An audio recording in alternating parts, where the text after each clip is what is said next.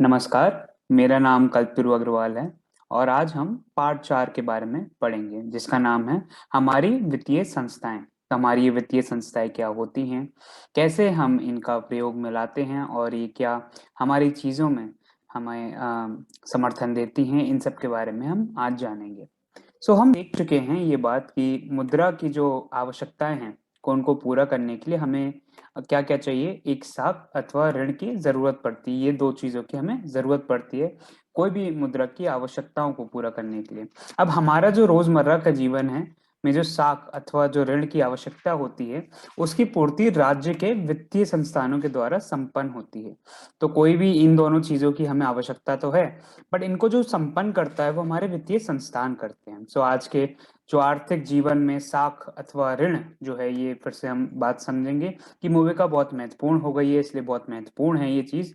किसी भी आर्थिक क्रिया को संपन्न करने के लिए व्यक्ति विशेष चाहे वह कितना भी बड़ा साधन संपन्न क्यों ना हो, वह अपने उपलब्ध साधनों के माध्यम से अपने औद्योगिक और व्यावसायिक आवश्यकताओं की पूर्ति नहीं कर सकता।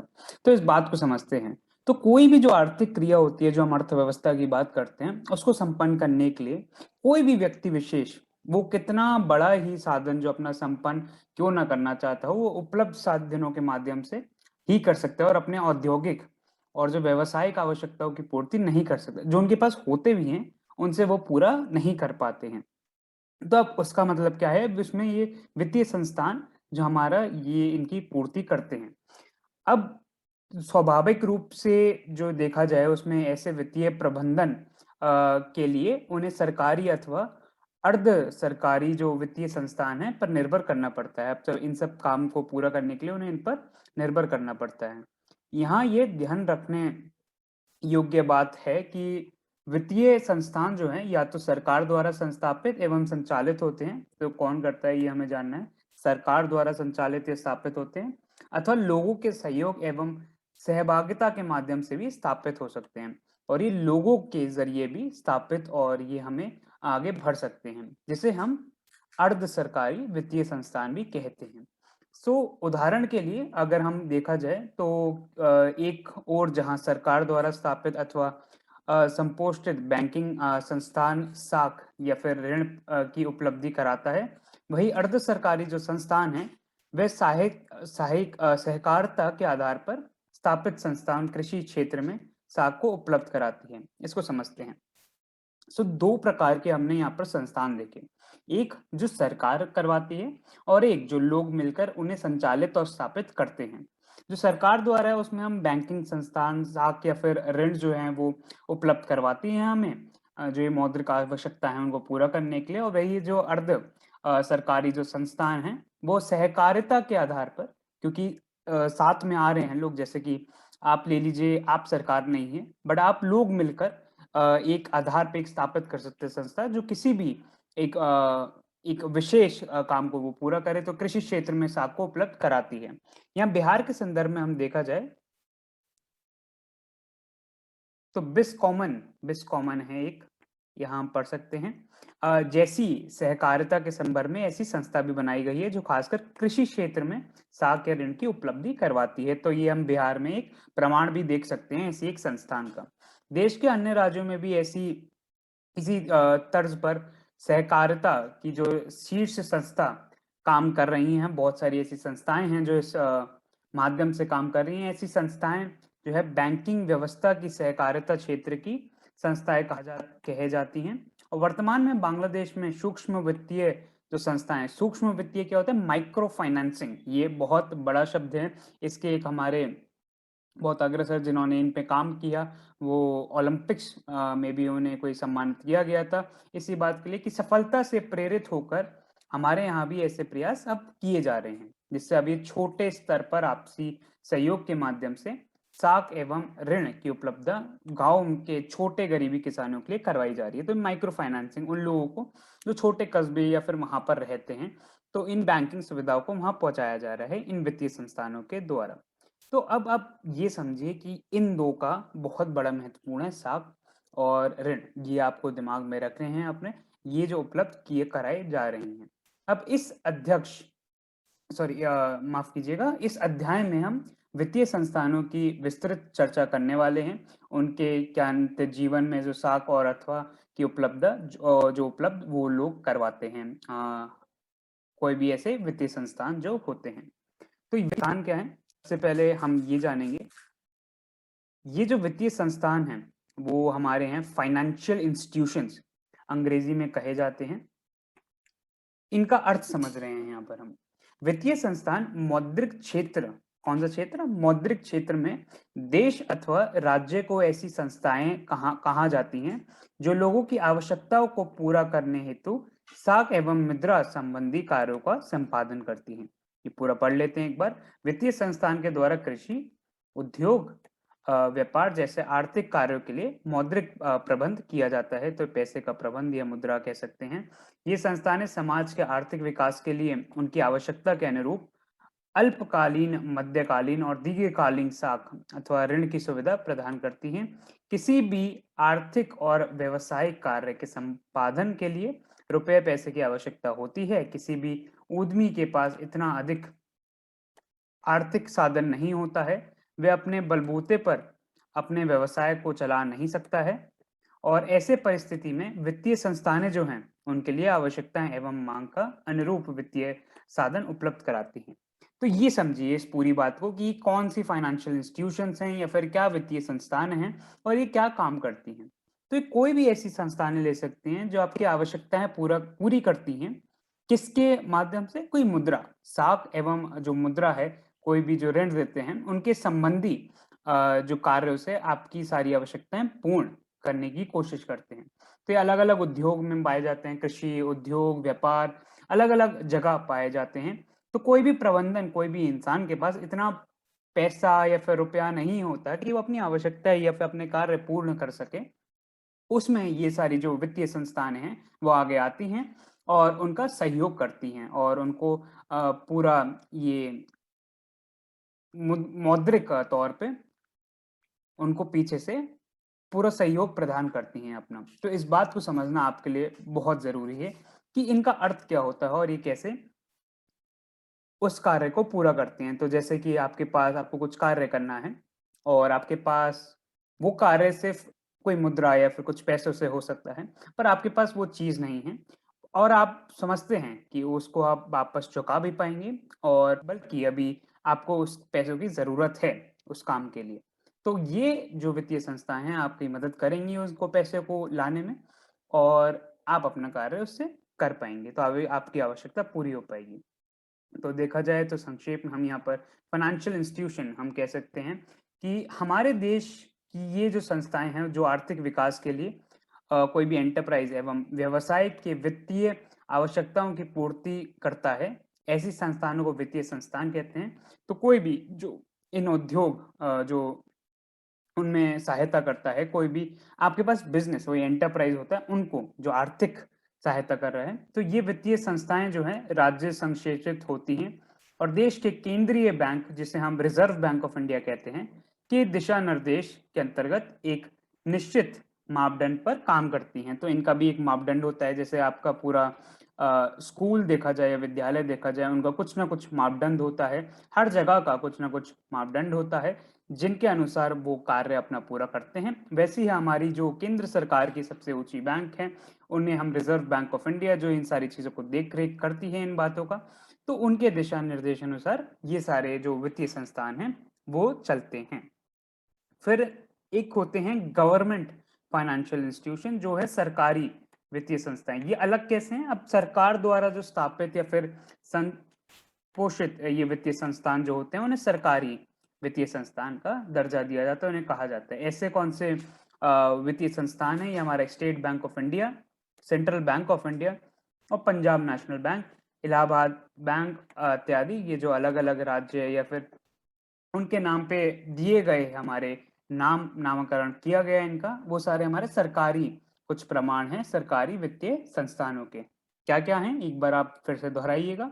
State Bank of India, Central Bank of India, Punjab National Bank, ये कुछ प्रमाण हैं हमारे सरकारी वित्तीय संस्थानों के। आगे हम देखते हैं सेमी गवर्नमेंट फाइनेंशियल इंस्टीट्यूशन जिन्हें कहा जाता है, वो भी होते हैं।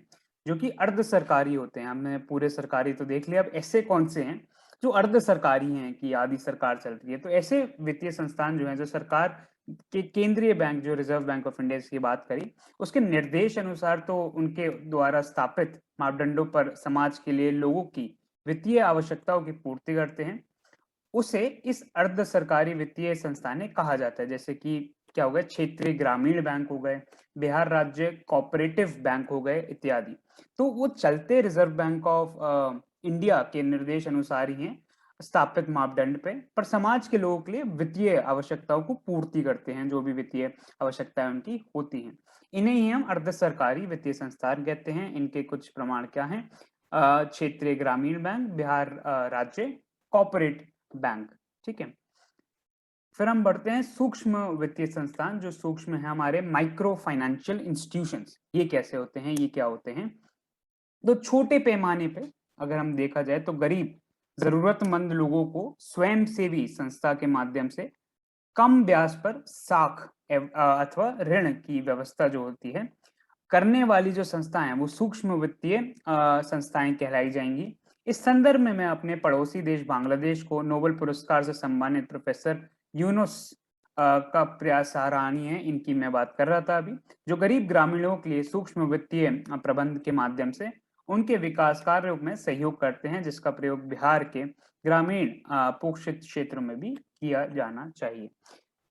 तो इनका जो है, हाँ, हम जो प्रयोग है वो हमारे बिहार में किया जाना चाहिए। तो ये जरूरी हो जाता है। माइक्रो फाइनेंशियल इंस्टीट्यूशन या सूक्ष्म वित्तीय जो हमारे संस्थाएं हैं, वो क्या है, छोटे पैमाने पे क्या करते हैं, गरीब जो लोग हैं उन्हें, जरूरतमंद लोग हैं उन्हें कम ब्याज दर पे बहुत अच्छे ये साख और अथवा ऋण जो होता है वो उपलब्ध करवाते हैं, और इन्हें ही हम सूक्ष्म वित्तीय संस्थाएं कहते हैं। तो मैं समझता हूँ कि आपको ये चीज काफी समझ में आ गई होगी कि सूक्ष्म वित्तीय संस्थाएं क्या होती हैं। अब इसी संदर्भ में एक हमारे पास प्रमाण किस इंसान का है, वो है प्रोफेसर मोहम्मद यूनुस, जिन्होंने इसमें नोबेल पुरस्कार भी पाया है। बांग्लादेश के हैं वो, और इन्होंने इस संदर्भ में काफी ज्यादा काम किया है, वित्त प्रबंधन करवाया है उन गरीब लोगों के लिए जिनको ये कम ब्याज दर पे ऐसी साख और ऋण की जरूरत पड़ती थी।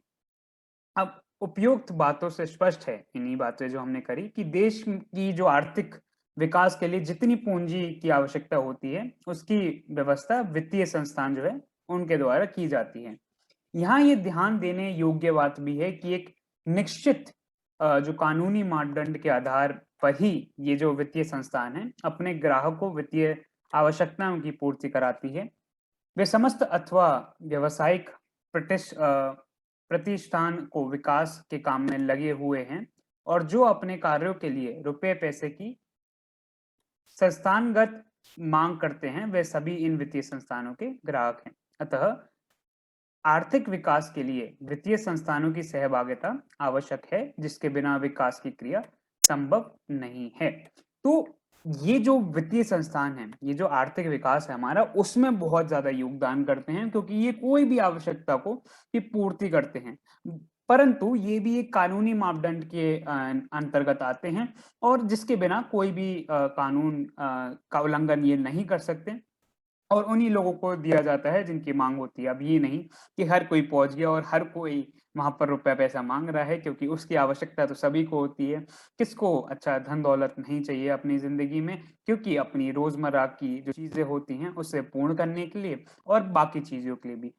परंतु ये जो हमारी वित्तीय संस्था है, ये कुछ देश में जिसका आगे बढ़ता है, जिससे हमारा देश, और उन कार्यों में और गरीबी क्षेत्र में जैसे हमने अलग अलग प्रकार के वित्तीय संस्थान देखे, उसके अनुसार वो उसके कानून अंतर्गत आते हैं। अब वित्तीय संस्थान के क्या क्या प्रकार होते हैं, ये हमने एक बार देख चुके हैं, और हम आगे और प्रकार देखते हैं। दो प्रकार की देखा जाए तो पूरे तौर पे दो प्रकार के हमारे वित्तीय संस्थान हैं, एक है राष्ट्रीय और एक राज्य स्तरीय। तो नेशनल लेवल और स्टेट लेवल, ये जो हमारे दो प्रकार के वित्तीय संस्थान होते हैं। अब सर्वप्रथम हम यहाँ बात कर सकते हैं राष्ट्रीय स्तर पर वित्तीय संस्थानों के क्या क्या अलग अलग विभाग होते हैं, और ये जो राष्ट्रीय वित्तीय संस्थान हैं ये क्या हैं। अब ये ऐसी वित्तीय संस्थान हैं जो देश के लिए वित्तीय और साख नीतियों का निर्धारण एवं निर्देशन करती है तथा राष्ट्रीय स्तर पर वित्त प्रबंधन के कार्यों का संपादन भी करती है, और हम राष्ट्रीय वित्तीय संस्था कहती है। तो उनकी नीतियां बना रहे हैं ये, और उसका निर्धारण, उसका निर्देशन कर रहे हैं, पूरा ध्यान रख रहे हैं कि वो कैसे चल रही हैं, उनको हम राष्ट्रीय वित्तीय संस्था कह रहे हैं। इनके दो महत्वपूर्ण अंग हैं, एक है भारतीय मुद्रा बाजार और भारतीय पूंजी बाजार। एक इंडियन मनी मार्केट, एक इंडियन कैपिटल मार्केट, इन दोनों का ध्यान ये राष्ट्रीय वित्तीय संस्थान रख रहे हैं। अपने देश के एक ऐसे मौद्रिक बाजार जहां उद्योग एवं व्यवसाय के क्षेत्र के लिए अल्पकालीन एवं मध्यकालीन वित्तीय व्यवस्था एवं प्रबंधन किया जाता है, उसे भारतीय मुद्रा बाजार कहते हैं। भारतीय पूंजी बाजार में भी उद्योग और व्यवसाय के लिए दीर्घकालीन वित्तीय व्यवस्था और प्रबंधन की व्यवस्था की जाती है। तो आप ये समझिए, हम क्या पढ़ रहे हैं ये बताइएगा मुझे। राष्ट्रीय वित्तीय संस्थान, उसके अंतर्गत हमने दो महत्वपूर्ण अंग देखे उनके, जो थे भारतीय मुद्रा बाजार, दूसरा है भारतीय पूंजी बाजार।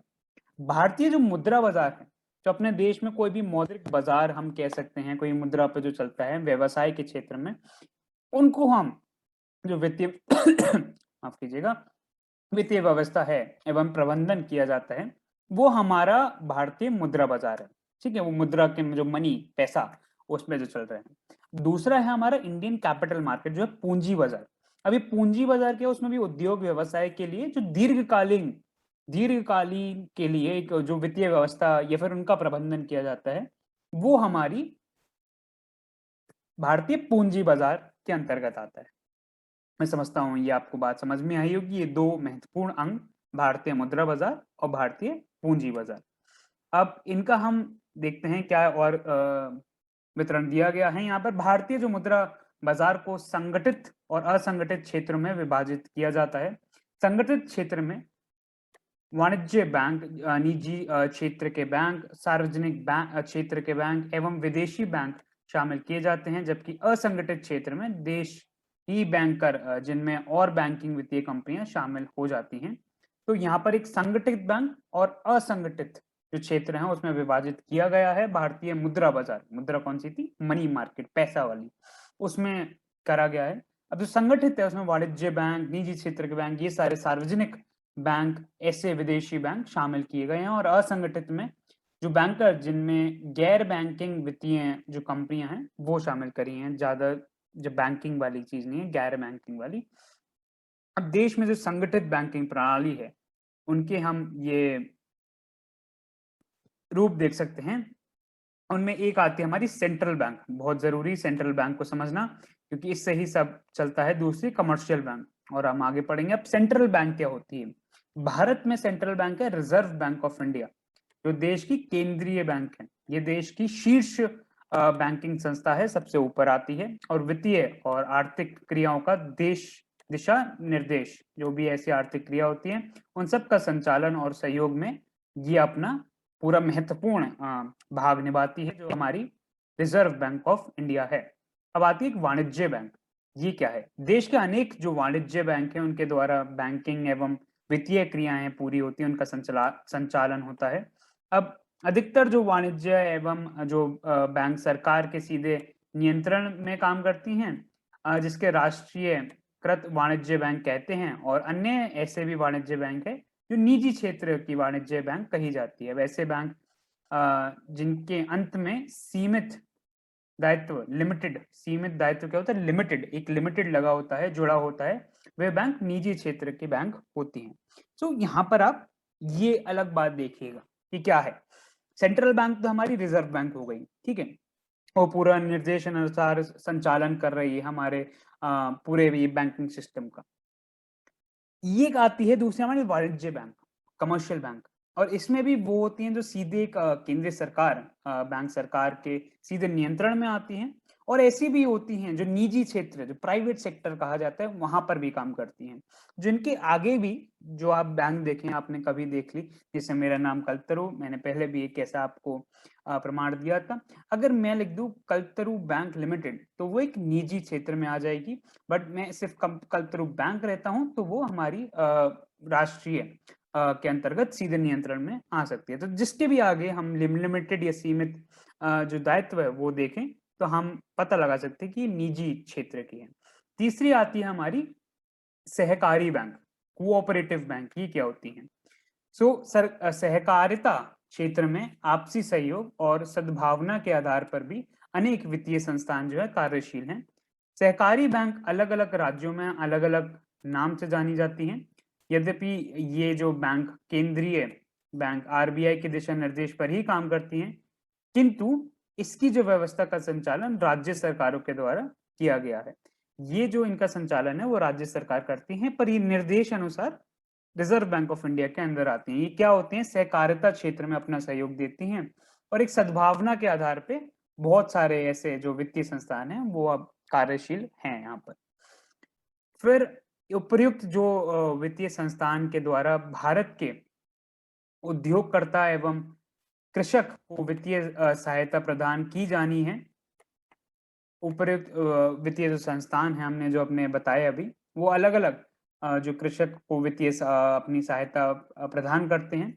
ये हमने जो हमारा ये नीला डिब्बा दिया गया है इसमें संगठित बैंक इनके बारे में बताया। केंद्रीय बैंक जो हमें करना, RBI reserve bank of India देश के लिए देश के शीर्ष बैंकिंग संस्था है। फिर आती है आपकी वाणिज्य बैंक, वाणिज्य बैंक द्वारा बैंकिंग वित्तीय क्रियाएं की जाती हैं।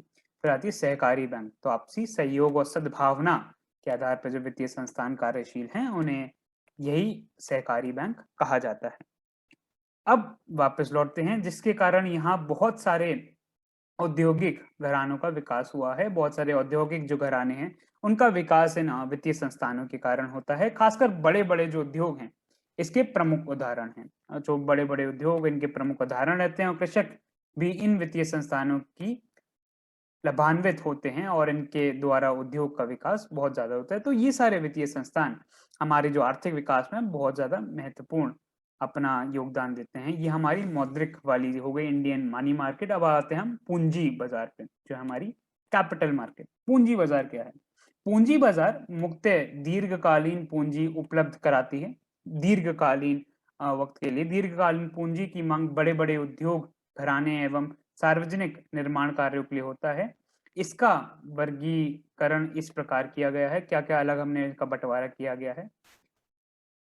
तो भारतीय पूंजी मार्केट में आती है प्रतिभूति बाजार, उसके अंदर प्राथमिक बाजार आता है। फिर आता है हमारा औद्योगिक बाजार जिसमें द्वितीयकार बाजार आता है। फिर हमारा विकास वित्त संस्थान आता है और गैर बैंकिंग हमारी वित्त कंपनी आती हैं। ये पूंजी बाजार के अलग अलग भाग हैं। भारतीय पूंजी बाजार मूलतः इन्हीं चारों वित्तीय संस्थानों पर आधारित है, जिसके चलते राष्ट्रीय स्तरीय सार्वजनिक विकास जैसे कि सड़क है, रेलवे है, अस्पताल है, शिक्षक जो संस्थान हैं या फिर विद्युत ये वाले जो उत्पादन हैं, बड़े-बड़े जो निजी और एवं सार्वजनिक क्षेत्र के उद्योग संचालित किए जाते हैं इसी पूंजी बाजार से। फलस्वरूप राष्ट्र के निर्माण में भी इन वित्तीय संस्थानों का काफ़ी योगदान रहता है। तो राष्ट्र निर्माण में भी आप समझ सकते हैं वित्तीय पूंजी जो हमारे बाजार हैं बहुत ज़्यादा योगदान देते हैं। अब वित्तीय संस्थान जो है किसी भी देश की मेरुदंड, जो बैकबोन जैसे हमारी बैकबोन है इसको हमें बनाई रखी है, वैसी बैकबोन होती है। तो बैकबोन की जगह आप कोई भी फाउंडेशन नीचे कर सकते हैं। जैसे आपका घर बनता है तो नीचे एक पूरी फाउंडेशन बिछाई जाती है, आपने बहुत बार सुना होगा। वो अगर गिर जाए तो आप पूरे गिर जाते हैं, आपका घर गिर जाएगा। तो वैसे ही ये वित्तीय संस्थान उसकी बैकबोन या फाउंडेशन जिसपे ये हमारे टिका हुआ होता है। कोई भी जो देश का विकास होता है, देश के आर्थिक विकास के लिए सुसंगत वित्तीय संस्थान जो है का होना अति आवश्यक है। ये संतोष की बात है पर कि भारत की जो वित्तीय राजधानी है फाइनेंशियल कैपिटल मुंबई, ये आप जानते होंगे कि हमारी वित्तीय जो राजधानी है वो क्या है? मुंबई को एक सुसंगत पूंजी बाजार है जिसके माध्यम से औद्योगिक क्षेत्रों के लिए बहुत ज्यादा विकास किया जाता है। अब भारत का ये पूंजी बाजार जो है इतना दृढ़ है कि वर्तमान में विश्वव्यापी आर्थिक मंदी का जो दौर चल रहा था, 2008 में जो फाइनेंशियल क्राइसिस जो मंदी का दौर चल रहा था, उसमें विश्व के अन्य देश की अपेक्षित कम प्रभावित हुआ था। हाँ, जो हमारी मुंबई थी कि मुंबई की जो जिस जगह पर पूंजी बाजार का प्रधान है, हमारी जो है वो दलाल स्ट्रीट कहा जाता है, कैपिटल मार्केट। बिहार में अब तक स्वास्थ्य वित्तीय जो संस्थानों का संगठन ज़्यादा नहीं हो सका है, जिसके कारण यहाँ के जो औद्योगिक विकास है, उसमें भी शीतल रहा है, उसका विकास इतना ज़्यादा नहीं रहा है। बिहार के लोगों के द्वारा जितने पैसे वाणिज्य बैंकों में जमा किए जाते हैं, उसका बहुत ही कम प्रतिशत यहाँ के कृषि और उद्योग के क्षेत्र में बैंकों के द्वारा ऋण के रूप में दिया जाता है। तो उनको लोन जो ऋण कहते हैं, वो ज़्यादा नहीं दिया जाता कृषि और उद्योग में, बल्कि जो वाणिज्य बैंक है, उनमें बहुत पैसा लोग जमा करवाते हैं। अब इस तरह स्वस्थ वित्तीय संस्थानों के अभाव के कारण क्या होता है, बिहार का आर्थिक विकास अधिक तेजी से नहीं हो सकता। अब ये जो क्योंकि वित्तीय संस्थान ज़्यादा नहीं हैं और अच्छे से धन नहीं दे पाते, उससे काफ़ी कम जो है विकास हो पाता है। विगत कुछ वर्षों में बिहार सरकार के अनवरत प्रयास से अब कृषि और उद्योग के क्षेत्र में बैंकों के द्वारा विनियोग से सीमा बढ़ाई जा रही है। किंतु अभी भी यहाँ के जो आर्थिक विकास की आवश्यकता और जनहित की अपेक्षा बहुत ज़्यादा कम है। तो जनहित की जो अपेक्षा होती है और आर्थिक विकास की जो स्थिति है, वो ज़्यादा अच्छी नहीं है हमारे बिहार की। तो वित्तीय संस्थानों का होना इसलिए बहुत ज़्यादा ज़रूरी है, उनका काम में आना बहुत ज़्यादा ही आवश्यक रहता है।